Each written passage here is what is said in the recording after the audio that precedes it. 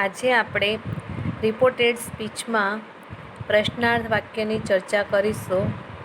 પ્રશ્નાર્થ વાક્ય હોય તો તેને ઇનડાયરેક્ટ સ્પીચમાં કેવી રીતે ફેરવવા તે આપણે જોઈએ.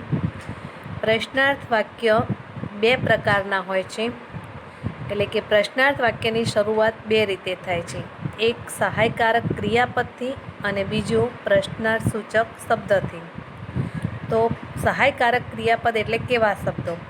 તો પ્રશ્નાર્થ વાક્યની શરૂઆત સહાયકારક ક્રિયાપદ જેવા કે am, is, are, was, were, shall, will, should, would, can, could, has, have, had, may, might, do, does કે ડીડથી થાય ત્યારે. ઇફ અથવા વેધર એ ધેટના બદલે સંયોજક તરીકે વાક્યમાં વપરાય છે અને વાક્ય તેનાથી જોડાઈ જાય છે. પ્રશ્નાર્થ વાક્ય સાદું વાક્ય બની જાય છે. સાદા વાક્યમાં જે પ્રમાણે ફેરફાર થતો હતો તે પ્રમાણે જ ફેરફાર થાય છે. સેડ ટુના બદલે આસ્કડ મૂકવામાં આવે છે અને વાક્યમાંથી પ્રશ્નાર્થ ચિહ્ન નીકળી જાય છે. આપણે કેટલાક ઉદાહરણ જોઈએ. નંબર 1 ઉદાહરણ, Bina said to Sapna, will you lend me your dictionary for one day. આ વાક્ય પ્રશ્નાર્થ વાક્ય છે. તો સૌથી પહેલાં તો સેડ ટુના બદલે આપણે આસ્કડ મૂકીશું અને જે પ્રશ્નાર્થ વાક્ય છે જેમાં પ્રશ્નાર્થ ચિહ્ન પાછળ છે તેને આપણે સાદું વાક્ય બનાવીશું, એટલે કે પ્રશ્નાર્થ ચિહ્નને દૂર કરી દઈશું. જે સાદું વાક્ય બનાવે તો will you lend me your dictionary for one day. તો આ પ્રશ્નાર્થ વાક્ય છે, જેને સાદું બનાવીશું તો યુ આગળ આવશે, વિલ પાછળ જતું રહેશે, એટલે કે you will lend me your dictionary for one day. હવે આપણે આ વાક્યને ઇનડાયરેક્ટ સ્પીચમાં ફેરવીશું. તો બીના સેડ ટુના બદલે મૂકીશું આસ્કડ, બીના આસ્કડ સપના. પછી જે અવતરણ ચિહ્ન છે તેના બદલે મૂકીશું ઇફ અથવા તો વેધર, પણ આપણે મોટે ભાગે ઇફ જ બધા મૂકીએ છીએ. હવે યુ છે તો યુનો ફેરફાર સાંભળનાર પ્રમાણે થશે, એટલે આપણા વાક્યમાં સપના છે જેના માટે સર્વનામ સી વાપરીશું આપણે, સી. અને વિલનું ભૂતકાળ થશે વુડ. તો પાછળનો જે શબ્દ છે એનું ક્રિયાપદનું ભૂતકાળ કરવામાં આવતું નથી, લેન્ડ, એમને એમ આવશે. અને મી છે એટલે કે બોલનાર પ્રમાણે ફેરફાર થશે, તો વાક્યમાં બોલનાર છે બીના અને છોકરી છે તો એના માટે સર્વનામ આવશે હર. અને યોર છે એ પણ સાંભળનાર પણ છોકરી છે તો ફરીથી પણ હર આવશે. ડિક્શનરીનું ડિક્શનરી મુકાશે ફોર વન ડે. એટલે આખો જવાબ ફરી જોઈએ તો Bina asked Sapna if she would lend her dictionary for one day. બીજું ઉદાહરણ જોઈએ. Mulla said to the fruitman, have I bought a melon from you. તો have I bought a melon from યુનું સાદું વાક્ય છે I have bought a melon from you. હવે આપણે તેનો જવાબ બનાવીએ તો સેડ ટુના બદલે મૂકી દઈશું પહેલાં તો આસ્કડ અને અવતરણ ચિહ્ન કાઢીએ છીએ ત્યાં મૂકીશું ઇફ, એટલે કે the Mulla asked the fruitman if. હવે જે સાદું વાક્ય બનાવ્યું તો એનો આપણે ઇનડાયરેક્ટ સ્પીચ કરીશું. તો આઈ છે એટલે કે પહેલાં પુરુષ પ્રમાણે ફેરફાર થશે, એટલે કે બોલનાર પ્રમાણે ફેરફાર થશે. તો બોલનાર છે મુલ્લા, તો એ છે સર્વનામ એટલે કે હી આવશે એના માટે હી. હેવનું ભૂતકાળ થશે હેડ. જ્યારે આપણે હેવનું ભૂતકાળ કરીએ છીએ એટલે પાછળનું ભૂતકાળ, તો એનું એ જ રહે છે ભૂતકૃદંત. બોટનું bought, a melon from you એટલે કે સાંભળનાર. સાંભળનાર છે ફ્રૂટમેન એટલે કે હી છે, એનું કર્મણી રૂપ આવશે હિમ. આખા વાક્યનો જવાબ થાય છે the Mulla asked the fruitman if he had bought a melon from him. કેટલીક વાર વાક્યમાં પ્રશ્ન છે ડીડથી શરૂ થતો હોય તો એનો જવાબ કંઈક અલગ રીતે બને છે, તેવું આપણે વાક્ય જોઈએ. My friend sad to me, did you enjoy the party. તો જે પ્રશ્નાર્થ વાક્ય છે એને સાદું કેવી રીતે બનાવવું એ જોઈએ પહેલાં. Did you enjoy the party. તો સાદું બનાવવા માટે ડીડ પાછળ લઈ અને યુ આગળ મૂકીએ તો you did enjoy the party. બે ક્રિયાપદમાં ડીડ છે ભેગું થશે તો એન્જોયનું થઈ જશે એન્જોયડ, એટલે કે ભૂતકાળનું રૂપ બનાવી દઈશું યુ એન્જોયડ ધ પાર્ટી. હવે આપણે આ વાક્યને ઇનડાયરેક્ટ સ્પીચમાં ફેરવીએ તો માય ફ્રેન્ડ સેડ ટુના બદલે મૂકીશું આપણે આસ્કડ મી. પ્રશ્નાર્થ જે અવતરણ ચિહ્ન છે એના બદલે મૂકીશું ઇફ. અને હવે જે સાદું વાક્ય આપણે બનાવેલું છે તેનો ચેન્જ કરીએ તો યુ એટલે કે સાંભળનાર. તો આપણા વાક્યમાં સાંભળનાર છે મી. મીનું સર્વનામ મેઇન થશે આઈ. અને જો વાક્યમાં ભૂતકાળનો ક્રિયાપદ હોય તો એને આપણે પૂર્ણ ભૂતકાળમાં ફેરવીએ છીએ. એટલે કે હેડ મૂકવાનું ને ત્યાર પછી ક્રિયાપદ જે પણ હોય એનું ભૂતકૃદંતનું રૂપ મૂકવાનું. તો હેડ એન્જોયડનું ભૂતકૃદંત એન્જોયડ થશે અને ધ પાર્ટી. જવાબ બનશે my friends asked me if I had enjoyed the party. અને જો ડુથી શરૂ થતો હોય પ્રશ્ન તો એમાં બહુ ફેરફાર થતો નથી. જેમાં આપણે જોઈએ Naina said to Mona do you know who is visiting here tomorrow. તો જે પ્રશ્ન છે do you know who is visiting here tomorrow, જેનું સાદું વાક્ય બનાવીએ તો યુ ડુ નો અને પાછળનું વાક્ય એમના એમ રહેશે. પરંતુ ડુ અને ક્રિયાપદ બે ભેગા થવાથી કોઈ ફરક પડતો નથી. એટલે કે આખું વાક્ય એમને એમ રહેશે, ખાલી ડુ નીકળી જશે. You know who is visiting here tomorrow. પણ યુના બદલે જો સી હોત તો કદાચ નોની જે પણ ક્રિયાપદ હોય એની પાછળ એસ કે યસ લાગત. હવે વાક્યનો જવાબ જોઈએ આપણે તો Naina said to Mona. Said ટુના બદલે મૂકી દઈશું આપણે આસ્કડ. અવતરણ ચિહ્ન કાઢીને ઇફ મૂકીશું. હવે જે યુ છે એટલે કે સાંભળનાર પ્રમાણે ફેરફાર કરીશું. મોના છે એટલે સર્વનામ આવશે સી. અને નોનું ભૂતકાળ કરીશું ન્યૂ. હુ પછી ઇઝ છે વર્તમાન કાળમાં છે તેનું ભૂતકાળ થશે વોઝ. વિઝિટિંગ હિયરનો ફેરફાર આપણે આગળના વિડીયોમાં જોયો છે ધેર થશે. અને ટુમોરોનું થશે ધ નેક્સ્ટ ડે. આગળ આવા બીજા જે ચેન્જ થાય છે તે આપણે ઘણા બધા જણાવેલા છે ઘણા શબ્દોમાં. ત્યાર પછી હવે આપણે પ્રશ્નાર્થ બીજો નિયમ છે તે જોઈએ. પ્રશ્નાર્થ સૂચક શબ્દથી એટલે કે what, why, when, who, whom, whose, which, where, how, how much, how many, how far વગેરેથી શરૂ થતા પ્રશ્નો. આવા વાક્યમાં સેડ ટુના બદલે તો આસ્કડ જ મુકાય છે. પરંતુ ઇફના બદલે જે શબ્દથી પ્રશ્ન શરૂ થતો હોય તે શબ્દ જ સંયોજક બની જાય છે. કાળમાં ફેરફાર થાય છે અને પ્રશ્નાર્થ ચિહ્ન નીકળી જાય છે. આપણે જોઈએ ઉદાહરણ તરીકે Nayan said to me where is your key. તો સેડ ટુના બદલે મૂકીશું આસ્કડ. સંયોજક આવા વાક્યોમાં ઇફ ક્યારેય નહીં આવે, પણ વેર છે એટલે તો સંયોજક આપણું વેર જ બની જશે. અને ઇઝ યોર કી છે એનું સાદું વાક્ય બનાવીશું આપણે. તો બનશે યોર કી ઇઝ. જવાબ બનશે Nayan asked me wear. Your એટલે કોણ? સાંભળનાર. મી છે તો આવશે માય. કી અને ઇઝનું ભૂતકાળ થશે વોઝ. એટલે કે આખા વાક્યનો જવાબ ફરીથી આવો બનશે Nayan asked me where my key was. બીજું ઉદાહરણ જોઈએ. Mrs Dave said to Mrs Shah why did you teach English.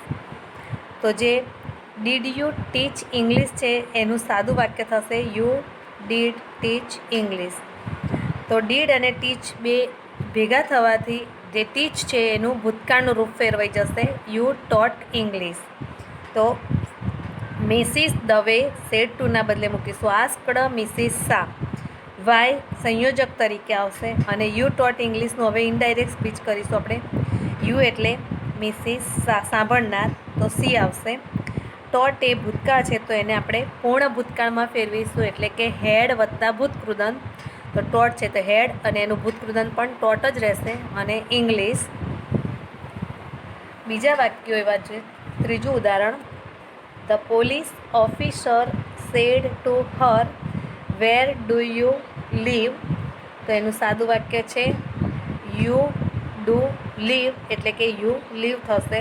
તો જવાબ થશે સેડ ટુના બદલે આસ્કડ એટલે the police officer asked her where. You એટલે સાંભળનાર. હર છે તો હરના બદલે સર્વનામ આવશે સી, અને લીવ એ વર્તમાન કાળ છે તો એનો ભૂતકાળ થશે લીવડ.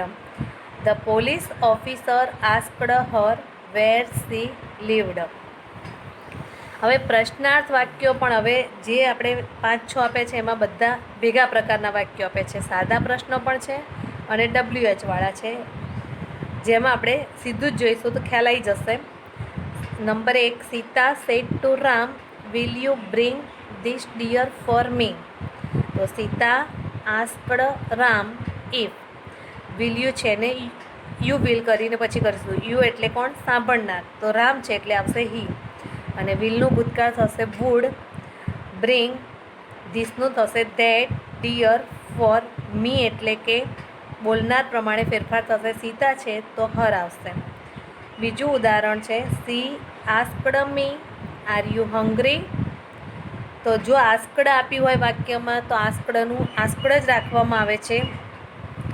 C asked me if R you છે એનું યુ આર થશે પહેલાં. યુ એટલે સાંભળનાર, મી છે તો આઈ થશે. આઈ અને આર જેનું છે એનું ભૂતકાળ થશે આઈ જોડે, તો વોઝ હંગ્રી. એટલે કે she asked me if I was hungry.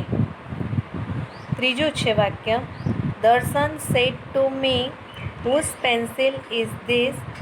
દર્શન આસ્કડ મી ઇફ નહીં આવે, હુઝ પેન્સિલ ધેટ વોઝ. ચોથું વાક્ય છે, Vipul said to Joseph why are you laughing. Vipul asked Joseph why. Are you છે, બે છોકરાઓ હશે તો હી જ સર્વનામ મૂકો તમે. He was laughing. Sona said to Mona where you yesterday. Sona asked Mona where. She you એટલે સી અને વેર એ ભૂતકાળ છે એટલે હંમેશા નિયમ છે જો વાક્યમાં વોઝ અથવા વેર આપેલું હોય તો હેડબીન મૂકવામાં આવે છે. યસ્ટરડેનું થશે ધ પ્રીવિયસ ડે. છઠ્ઠું વાક્ય છે, the mister Bakshi said to Rupesh what do you want.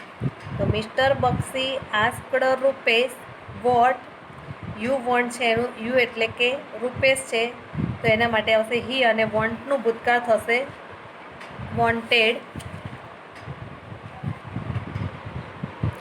હવે આપણે આજ્ઞાર્થ વાક્યની ચર્ચા કરીશું. વાક્યના મુખ્યત્વે 4 પ્રકાર છે, વિધાન વાક્ય, પ્રશ્નાર્થ વાક્ય, આજ્ઞાર્થ વાક્ય અને ઉદ્ગાર વાક્ય. અત્યાર સુધીમાં આપણે વિધાન વાક્ય અને પ્રશ્નાર્થ વાક્યની ચર્ચા કરી ચૂક્યા છીએ. હવે છે આજ્ઞાર્થ વાક્ય. તો વિધાન વાક્યના અંતે આપણે જોયું કે પૂર્ણ વિરામ હોય, તેવી જ રીતે આજ્ઞાર્થ વાક્યમાં પણ અંતે પૂર્ણ વિરામ જ હોય છે. પણ આજ્ઞાર્થ વાક્યની શરૂઆત છે હંમેશા ક્રિયાપદથી થાય છે, અને વાક્યની શરૂઆતમાં વિનંતી સૂચવવા પ્લીઝ શબ્દ વપરાય છે. આજ્ઞાર્થ વાક્યનું ઇનડાયરેક્ટ સ્પીચ કરતી વખતે રિપોર્ટેડ સ્પીચમાંના આજ્ઞાર્થ વાક્યનો ભાવાર્થ આપણે બરાબર સમજવો જોઈએ, અને તેને અનુરૂપ આપણે સેડ ટુના બદલે શબ્દ મૂકીએ છીએ. તો રિપોર્ટેડ સ્પીચના વાક્ય દ્વારા સૂચવાયેલા ભાવાર્થ મુજબ સેડ ટુના બદલે અલગ અલગ શબ્દો વપરાય છે. તે કયા શબ્દો છે તે આપણે જોઈએ. 1. અનિવાર્ય ફરજનો ભાવ સૂચવાયો હોય તો સેડ ટુના બદલે ઓર્ડર્ડ કે કમાન્ડેડ વપરાય છે. 2. વિનંતીનો ભાવ હોય તો સેડ ટુના બદલે રિક્વેસ્ટેડ વપરાય છે. 3. સલાહનો ભાવ હોય તો સેડ ટુના બદલે એડવાઇસ્ડ શબ્દ વપરાય છે. 4. સૂચનનો ભાવ હોય તો સેડ ટુના બદલે સજેસ્ટેડ વપરાય છે.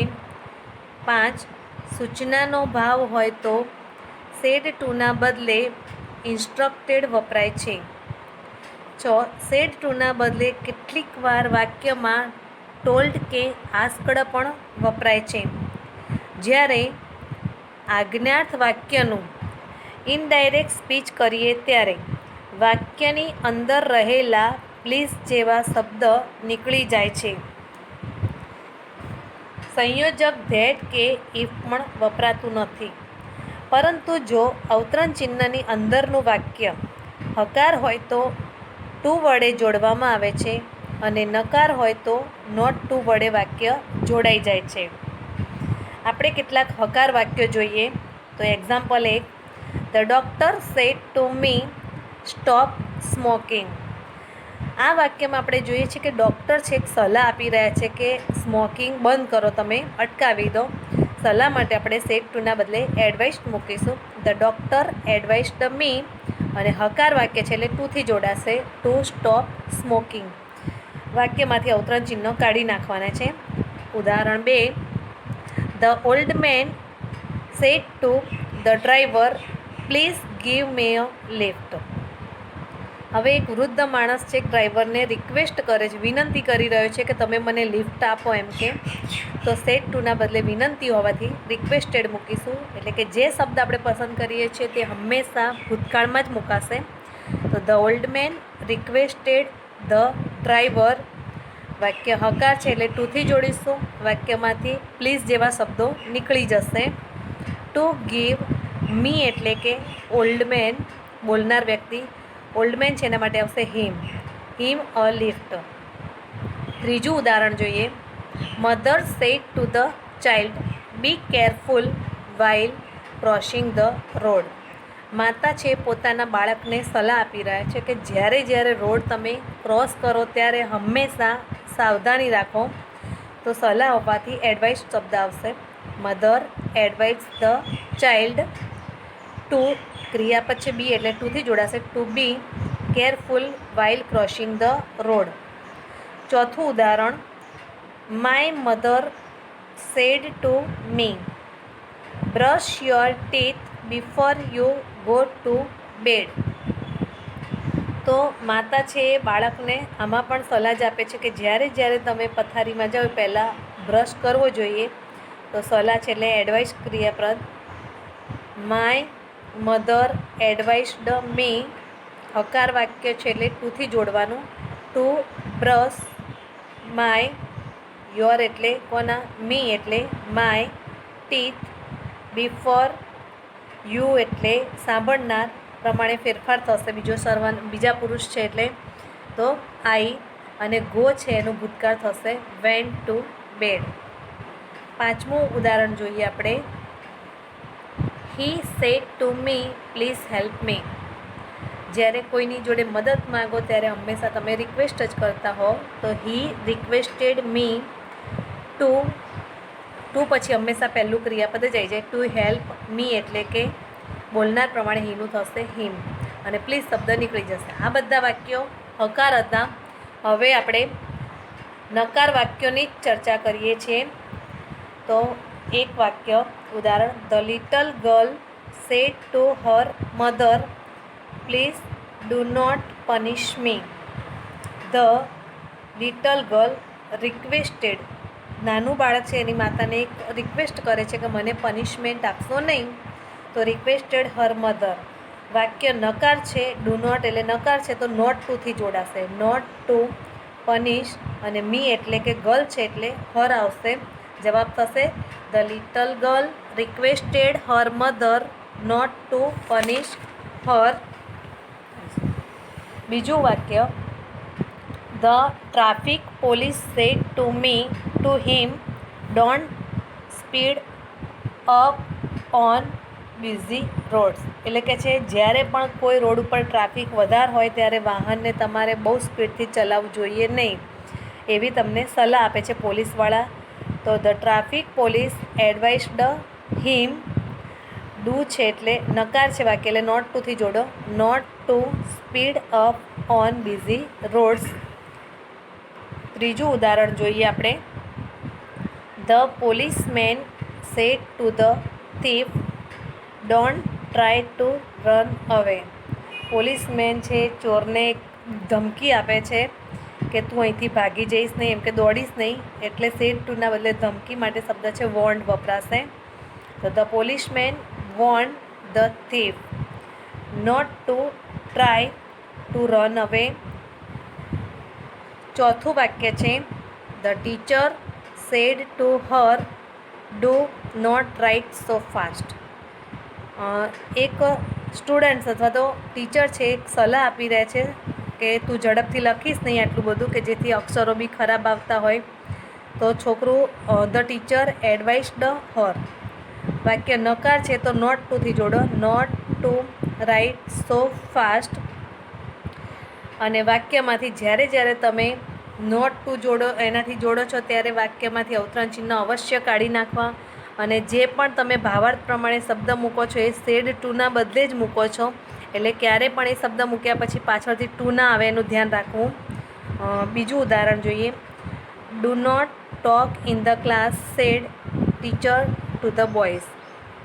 આ વાક્યમાં સ્પીકર એટલે કે બોલનાર છે ટીચર છે અને સાંભળનાર છે એટલે કે બોયઝ એટલે સ્ટુડન્ટ્સ બધા છે.